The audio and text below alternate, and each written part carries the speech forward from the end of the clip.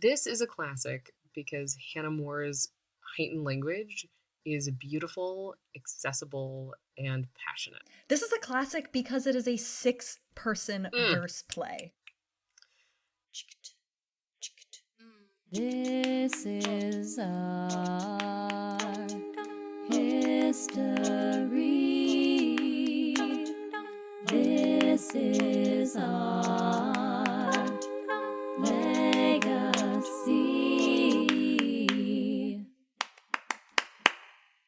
Hey y'all, quick heads up that we are going to be talking about suicide in this podcast. So if that's triggering to you, just a little heads up to take care of yourself in whatever way you need.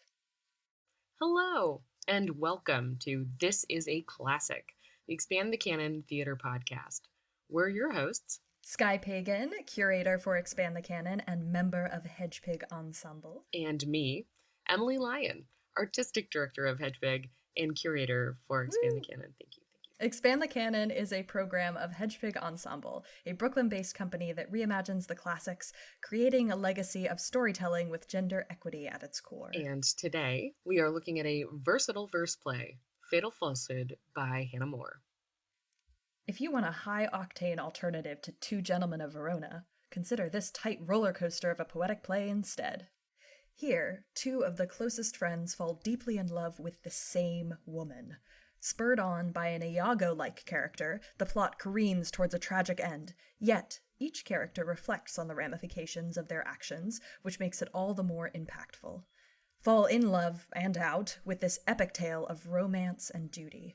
Undeniably, the poetry of this play is one of its biggest strengths, so be careful of confusing it with the bard. Bonus, bonus, bonus, with some minor cuts to avoid a puzzling suicide, this tragedy could easily be presented as a dark comedy. Ooh. Love a play with a range. Right? Do it in rep.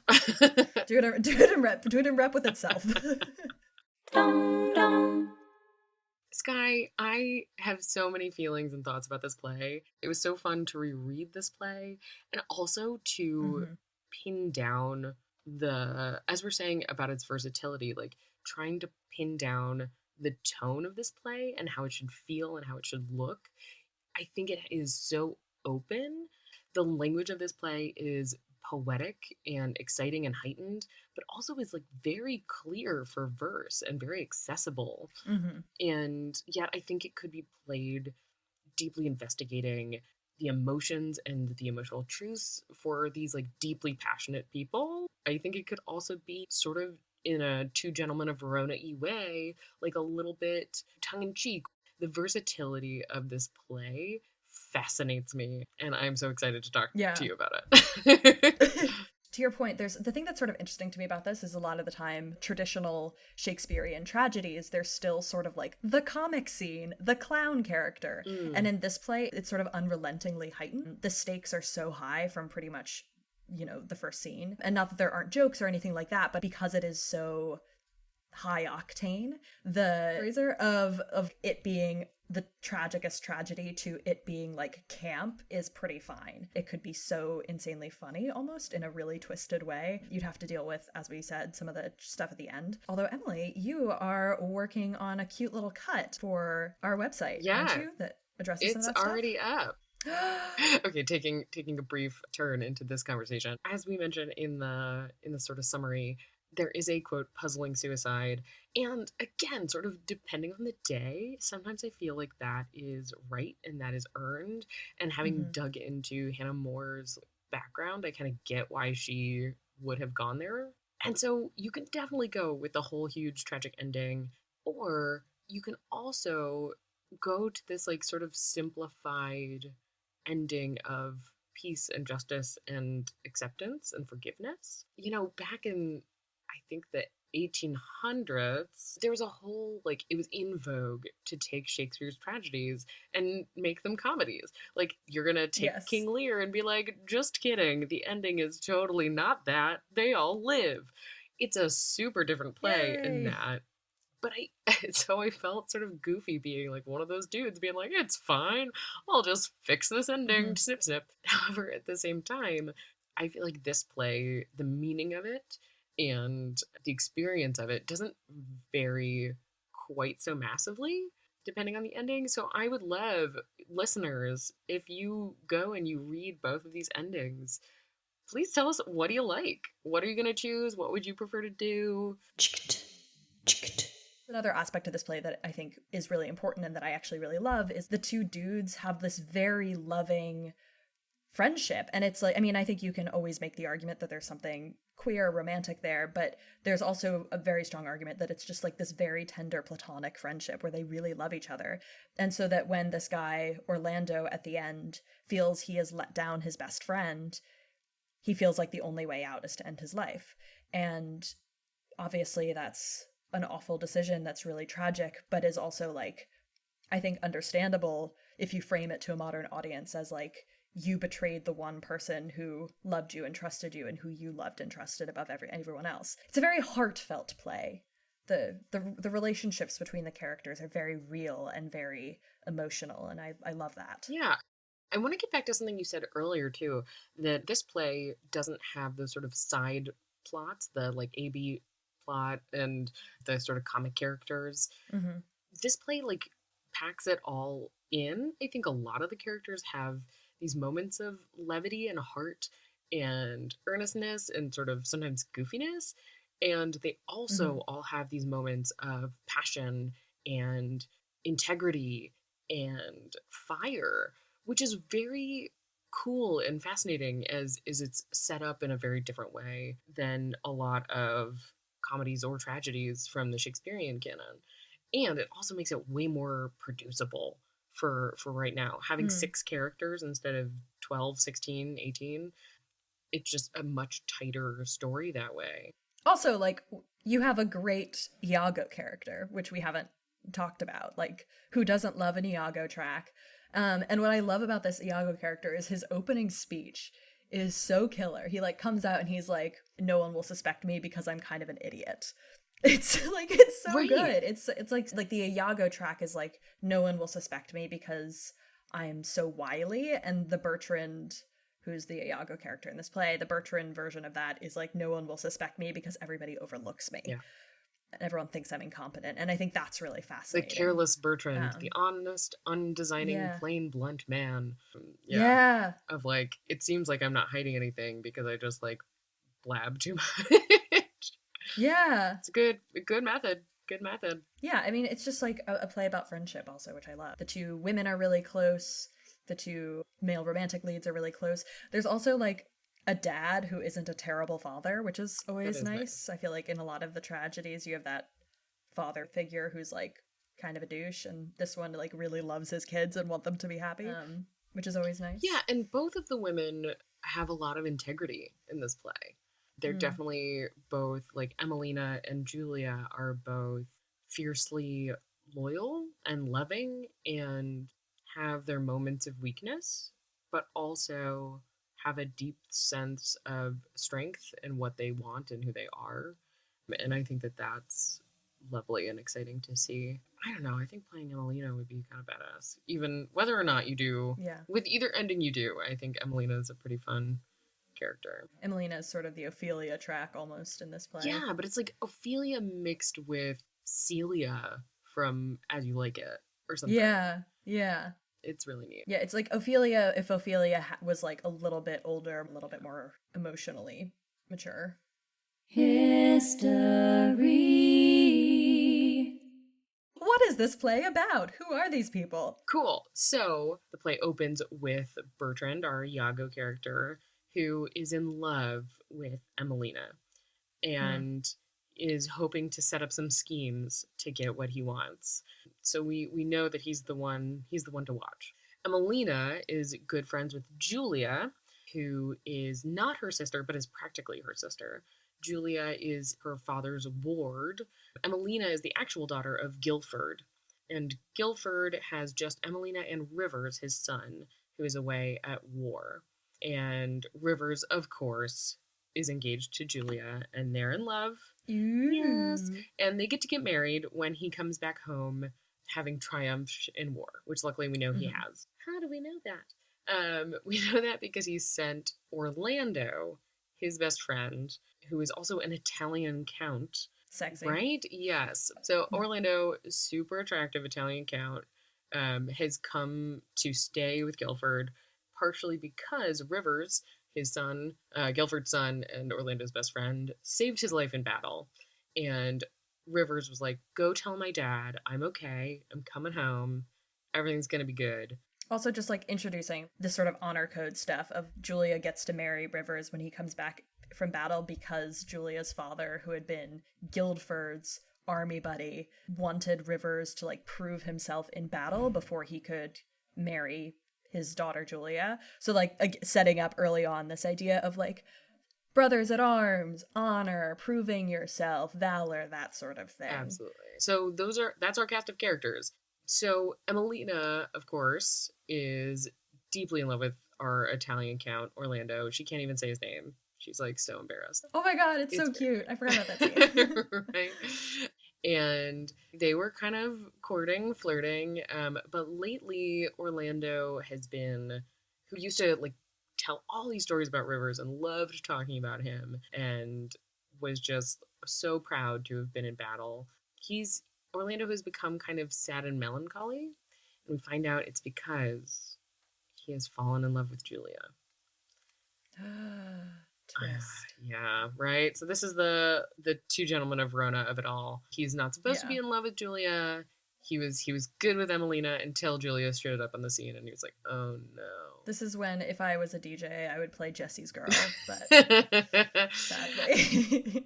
So we find out that Rivers is going to return from war, and he does. It's kind of sudden. It's kind of amazing, and Orlando can't take it anymore. Orlando feels so guilty for falling in love with Julia, and he's overwhelmed with passion. So he's just gonna leave. He's gonna head out. It's so good to see you, buddy, but I can't do this. We should say Julia doesn't know any of this. Right. Julia has no idea that Orlando's in love with her. Totally. And Emelina doesn't know, but very quickly suspects.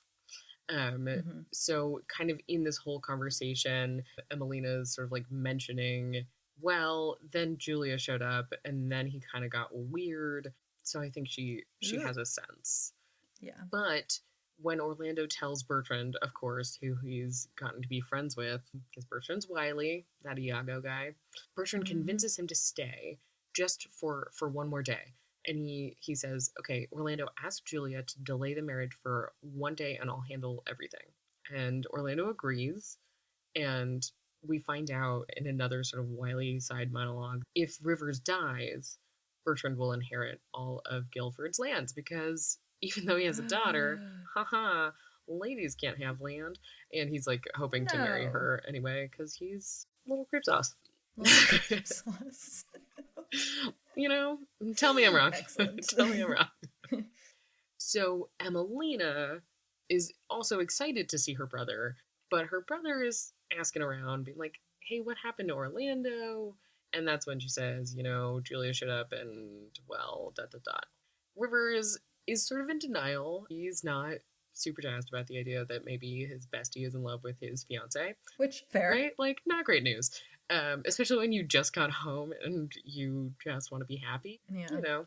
So he kind of shakes it off, is in denial. Then Emelina does have a very sweet scene where she talks to Orlando about it, who is not a great liar. He basically kind of admits it, and she leads him to talk about Julia, and it's so clear that he is in love with her. Oh, yeah. So then again, Orlando's like, look, I just got to take myself out of this equation. I got to go. And of course, as soon as he is saying that, Rivers comes and is finally excited. He's like, it's so good to see you.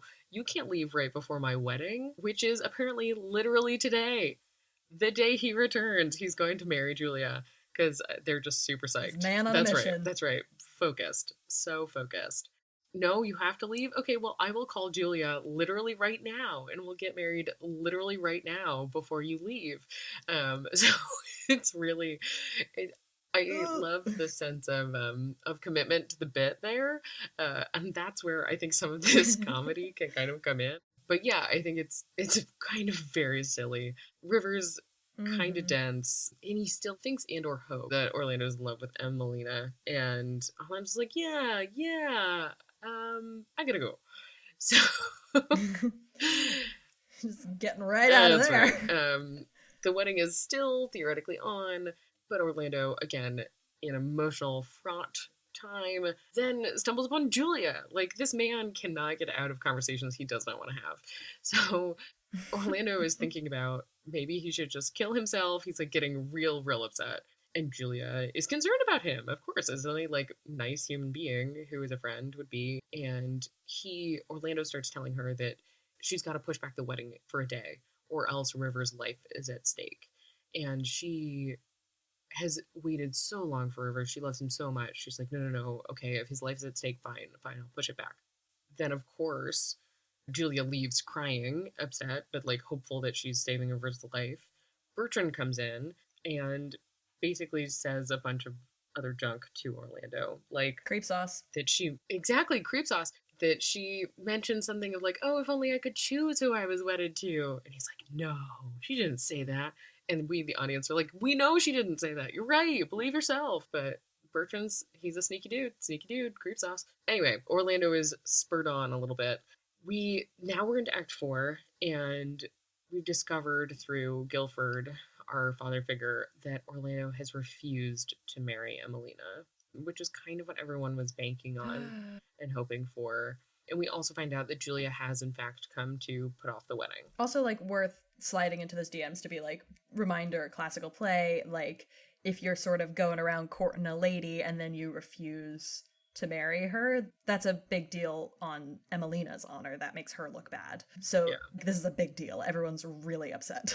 It's super mortifying for Emelina, for sure. And I think Orlando feels pretty guilty about it. Guilford's upset. Everyone is like just not taking it well. No. Oh yeah. So then Bertrand came to tell Rivers that Julia has like changed, whatever that means. Like she put off the wedding, and Rivers is all upset, saying like, oh well, she's probably being like dishonest. There's something sketchy here. I don't trust her. This is bad.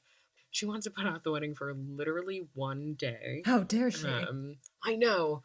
So clearly there's something terrible must be afoot. Everyone is super level-headed in this play, if you can't. It's very, like, heart-forward people. Orlando ends up meeting Julia again, and this time he admits that he loves her, and she is put off by that. It's super weird. Like, what a weird thing to be told.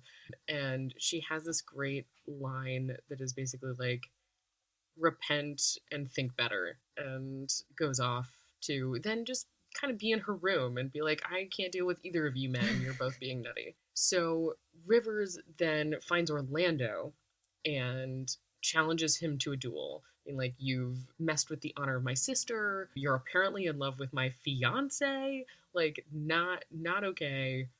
We're gonna fight. We're gonna deal with this with honor. Emelina runs in and interrupts the fight and basically says like, I love you both too much. Like, please don't do this. Because again, the women are level-headed. Mm-hmm. It's so cool. Like, if you think women are the emotional ones, LOL, please take a read of Fatal Falsehood. Also, like I love that for Emelina, because like at this point, like, she has been brokenhearted, she has been humiliated, all these things, and she still runs in and is like, do not do this for me. Do not do this on my account. Like, I want no part of this. She's a super, I hate the phrase strong woman, because I think... It's like, what does that mean? What does that mean? Every woman I know is strong. And they're strong in different ways and in different moments. And this is definitely one of her moments of strength, where she gets to just go above and beyond herself and care for both of these men that she still loves. Yeah. So luckily she gets them to agree to a peace, but as soon as she leaves, Rivers is like, I gotta go, or else maybe I'll go back on it. Yeah. Which, respect, take yourself out of a tense situation. Totally, right? Like, know thyself. And of course, Bertrand is like, how are these two men still alive? I totally was gonna get them to kill each other with this stupid lie so I could have Emelina and all the lands, but okay, fine. Here's my new plot. Julia, in some like silly trusting way, has handed Bertrand a letter to give to Rivers. But she did not write Rivers on the copy on the cover of the letter, so it just says, to my lord. And so he gives it to Orlando, pretending that she had written it to him, which is pretty sneaky. And Creep sauce. Exactly. So Julia in the letter had asked Rivers to meet her at the pavilion, I think at midnight, so they could get married and talk and like just fix everything. But Orlando's like, okay, I'm gonna go. I shouldn't do this, but I got to do it for love. And thus begins the plot. Bertrand also has, like, of course, told Orlando that this is a great idea, that he should meet her and steal her away, and also that he's going to prepare a bunch of soldiers to help Orlando steal her away, which is also like a weird move. Like, Orlando, you should have seen that that was a bizarro choice, but okay. So finally, we're in Act 5. That night, Rivers is pacing outside near the pavilion where they're going to get married. And he apparently doesn't like look inside to discover that Julia's there. But okay, so he's real upset. Bertrand has, again, gathered these soldiers, and Orlando is also outside the pavilion. They run into each other, Rivers and Orlando, and they have actually kind of a very nice interchange, which makes Orlando feel even more guilty.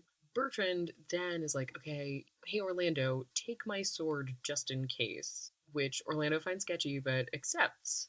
So he goes then to find Julia and is in this like spiral of guilt and passion and just thinking about what he's going to do. And he's kind of manic about it all. It reminds me of the Macbeth speech where he's like, I am steeped in gore and like it would require as much of me to go back at this point, so I might as well keep going. Yes, that is like, that's a great comparison to what it seems like Orlando is feeling here. Yeah, so far gone. So then we see Julia waiting for Rivers when all of a sudden Orlando shows up bloody. And he's committed murder. And he is asking her also, like, why have you spurned me onto this? Why did you send me this letter? And she reveals, of course I didn't send you a letter. I sent it to Rivers. And Orlando then puts it together. Bertrand has been messing with all of us because he's the one who gave it to me. Clearly this was all a mistake. Then Rivers arrives. He hasn't actually been murdered by Orlando. It turns out Orlando, in the dark, yay darkness, killed Bertrand, thinking he was Rivers. So Orlando ended up killing Bertrand with his own sword. Rivers coincidentally stumbled upon the body and heard Bertrand's confession of his deeds with his dying breath. So all has been sort of sorted out. And then now here you get to choose your own ending. In the traditional ending that Hannah More originally wrote, Emelina enters and she's lost. She's in the way of Ophelia, like mentally gone, and she dies. She dies of love and guilt and upset, and Orlando can't take the guilt of that and he commits suicide. So that's option one. Or if you want to go for the That's a Puzzling Suicide version, you can opt for the edit where Rivers and Julia get married and everyone kind of chills out and Orlando goes in to watch them be married. So player's choice. This is where you get to decide what you think is most just, most poetic, and if we want to see another lady go crazy over men. Which is, I think, why I initially made that cut, because I don't need to see quite so much of that. But they're both poetic, so you do you. Legacy. Okay, Skye, can I tell you about Hannah More? Yeah, you can. I am so excited. Tell me more. Haha! Oh, I love that. So Hannah More is a fascinating character, and sort of what I think is so interesting is, like this play, I can't totally tonally figure her out. She's a prolific writer. I think she had great intentions for society. And also, you know, one word that gets used for her a lot is that she had conservative morals. And to me, I always wonder, like, well, what does that mean? That can look like a lot of different things. And what did it mean in the 17 and 1800s? So I'm just going to put like some of her morals at the top of this bio so that you know kind of what to listen for as that comes up. She was very dedicated to improving the conditions of the poor, and she really thought that education was a big way to do that. So that's pretty great. And she thinks women and girls should be educated and that they should be proud of themselves and their and proud to work hard for a living, as many women had to do, and to think beyond money and status and looks, and that's the only way to move up in the world. Mm. She also was a major abolitionist, and she wrote poems against slavery, but she also is like anti-revolutionary. She's basically writing a treatise against a revolution happening in England, and I don't know what to think about that. So Hannah More, fascinating, prolific woman who I respect and can't quite nail down. So here we go.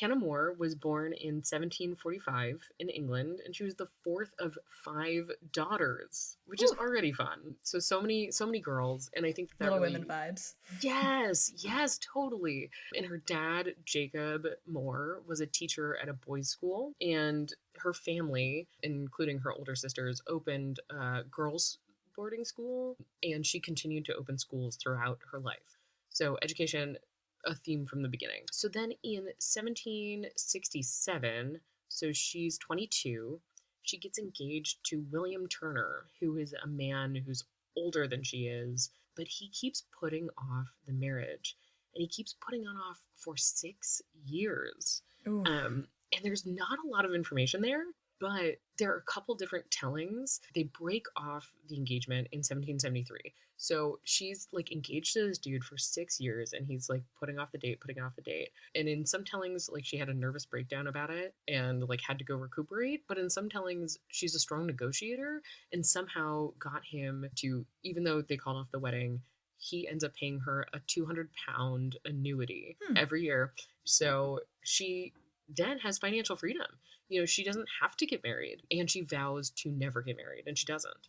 So this, I think, is such a fascinating moment in her life that sets the course for sure. 1773 is a big year for Hannah because, again, her marriage is broken off, but it's also when she starts writing. When she starts writing plays, and her first play she publishes is called The Search After Happiness. And then she goes on to write Percy, which is a huge hit, and apparently Mozart died with a copy of it in his belongings. So she's making bank. Like, her plays are published frequently, and she's getting quite a bit of influence in society. Thousands of people are buying up copies of her works. So she ends up making £30,000 in sales of her published works. Oh my god, do you know what that would be now? No, I should look up the conversion rate. But a lot. I think that's like at least close to like £1 million or something. Yeah. So she is a huge deal. She's also, you probably heard the term blue stocking. Oh, yes. Yes. So she's an actual member of the Blue Stockings. She's one of them. She's one of them. She is a person and not a piece of clothing. But the Blue Stockings were this literary group of brilliant women who they also, again, say are conservative.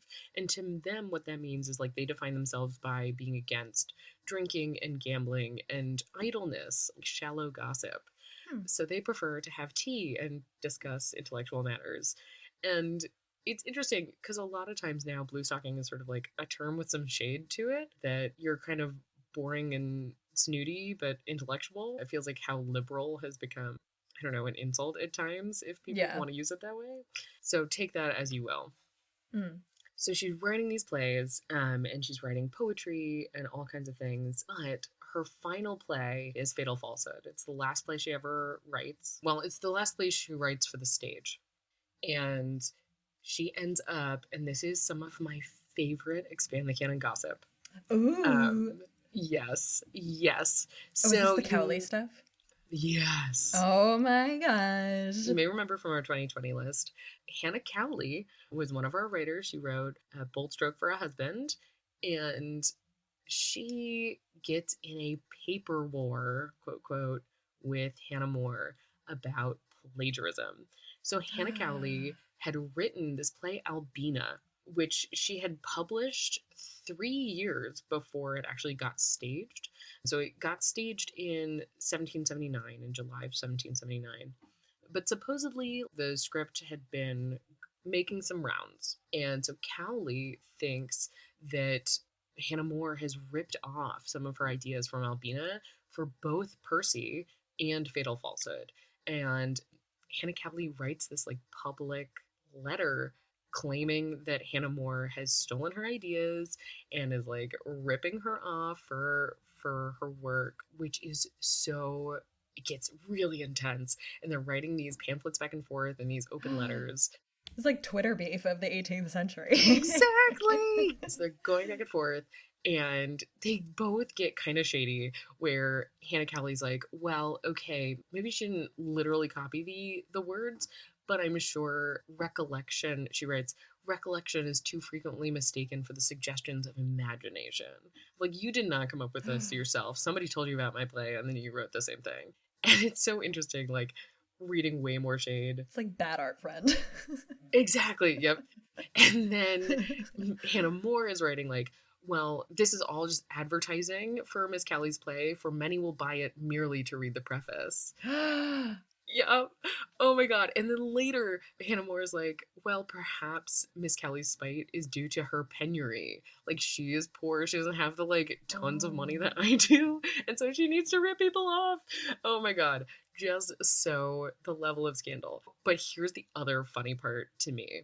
So they're going back and forth about, like, was Fatal Falsehood ripping off Albina? And it turns out neither were a success. So here are these two women, like, sort of ripping each other to shreds, and neither of their plays were received as, like, totally awesome. So funny to have these two writers on our lists in contention.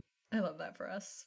Right? Me too. Now, sadly, after Fatal Falsehood, Hannah More never writes plays for the stage again. She gives it up. So that whole kind of kerfuffle really ended her stage play work, which is sad.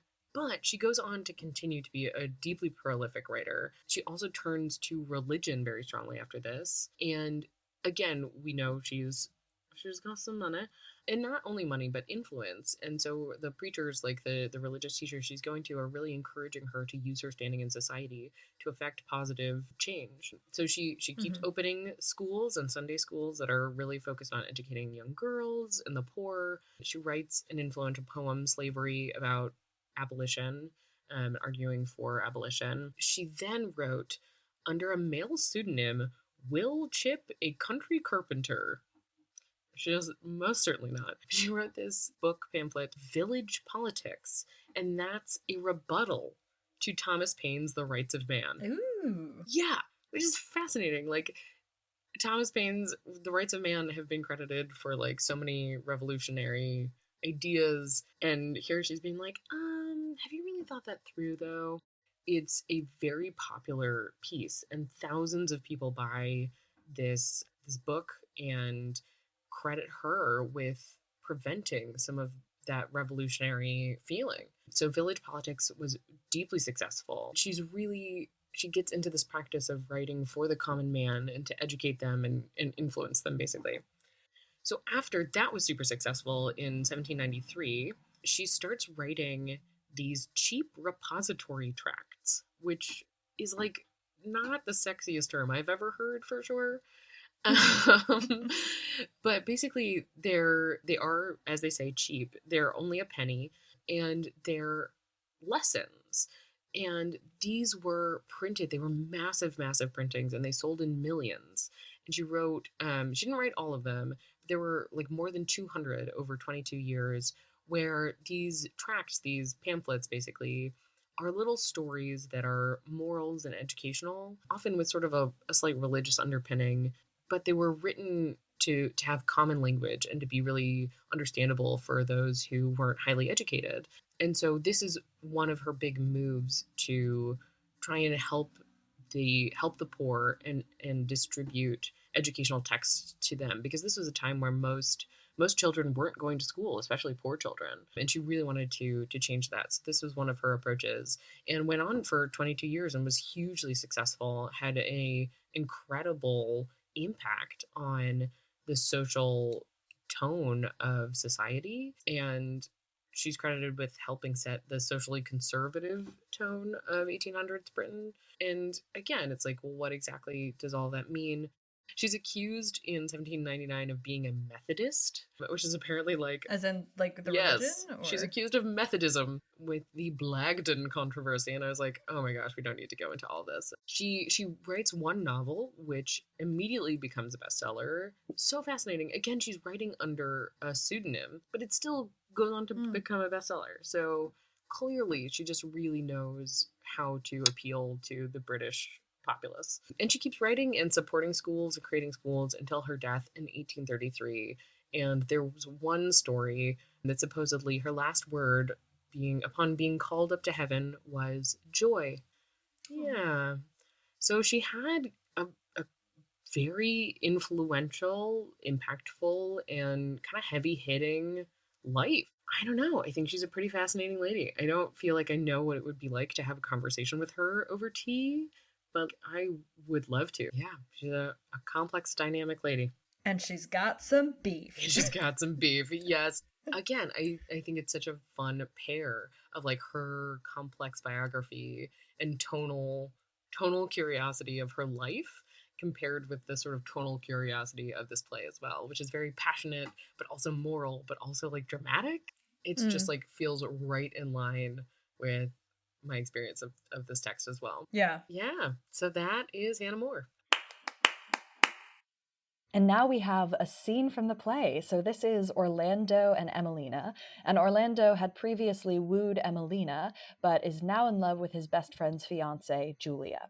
His best friend has just returned from war, and everyone is celebrating except for these two, who snuck out together to have a conversation. So here we have Orlando, read by Javan Nelson, and Emelina, read by Madeline Addis. Why do my feet unbidden seek this grove? Why do I trace his steps? I thought him here. This is his hour of walking, and these shades his daily haunt. Oft have they heard his vows. Ah, fatal vows which stole my peace away. But now he shuns my presence. Yet who knows? He may not be ungrateful, but unhappy. Yes, he will come to clear his past offenses, with such prevailing eloquence will plead, so mourn his former faults, so blame his coldness, and by 10,000 graceful ways repair them, that I shall think I never was offended. He comes, and every doubt's at once dispelled. 'Twas fancy all, he never meant to wrong me.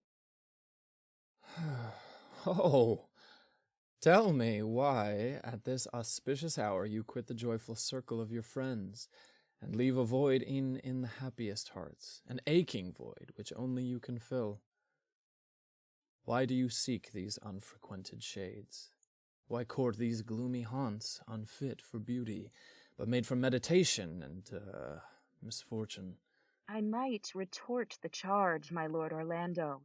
I might inquire how the loved friend of rivers, whom he has held deep-rooted in his heart, I might inquire why, when this rivers comes, after long, tedious months of expectation, alive, victorious, and as firm in friendship, I might inquire why thus Orlando shuns him, why thus he courts this melancholy gloom, as if he were at variance with delight, and scorned to mingle in the general joy. Oh, my fair monitress, I have deserved your gentle censure. Henceforth I'll be gay. Julia complains, too, of you. Oh, does Julia? If Julia chides me, I have erred indeed, for harshness is a stranger to her nature. But why does she complain? Oh, tell me, wherefore? That I may soon repair the unwilling crime and prove my heart at least ne'er meant to wrong her. Why so alarmed? Alarmed? Indeed, you seemed so. Sure you mistake. Alarmed? Oh no, I was not. There was no cause. I could not be alarmed upon so slight a ground. Something you said, but what I know not, of your friend. Of Julia. That Julia was displeased, was it not so? 'Twas that, or something like it. She complains that you avoid her. How, that I avoid her? Did Julia say so? You have forgot, it could not be. Why are you terrified? No, not terrified, I am not, but were those her very words? You might mistake her meaning. Did Julia say Orlando shunned her presence? Oh, did she? Could she say so? If she did, why this disorder? There's no cause. No cause. Oh, there's a cause of dearer worth than empire. Quick, let me fly and find the fair upbraider. Tell her she wrongs me. Tell her I would die rather than meet her anger. Oh, she faints. What have I said? Curse my imprudent tongue. Look up, sweet innocence, my Emmelina. My gentle friend, awake. Look up, fair creature. 'Tis your Orlando calls. Orlando's voice, methought he talked of love. Nay, do not mock me. My heart is but a very weak one. I am not well. Perhaps I've been to blame. Spare my distress, the error has been mine. So then all's over. I've betrayed my secret and stuck a poisoned dagger in her heart, her innocent heart. Why, what a wretch am I? Gorgeous. Thank you so much to Madeline and Javan for that lovely read. Thank you for joining us for this episode of This is a Classic, the Expand the Canon podcast. Learn more at expandthecanon.com. And if you believe in the importance of expanding the canon, please give us a 5-star review and subscribe to this podcast. And then hit the share button and forward it along to a friend, colleague, professor, people in your life who like verse. All the things. And for info on what's up next, you can follow us on Instagram At Hedgepig Ensemble Theater with an RE. with an RE, or Facebook, / Hedgepig Ensemble Theater. or you can join our mailing list at hedgepigensemble.org. You can also support this effort by donating at the link in the comments below. Once again, folks, I'm Skye Pagan, And I'm Emily Lyon. and thank you so much for joining us. We'll see you next time. Woo! Dum dum.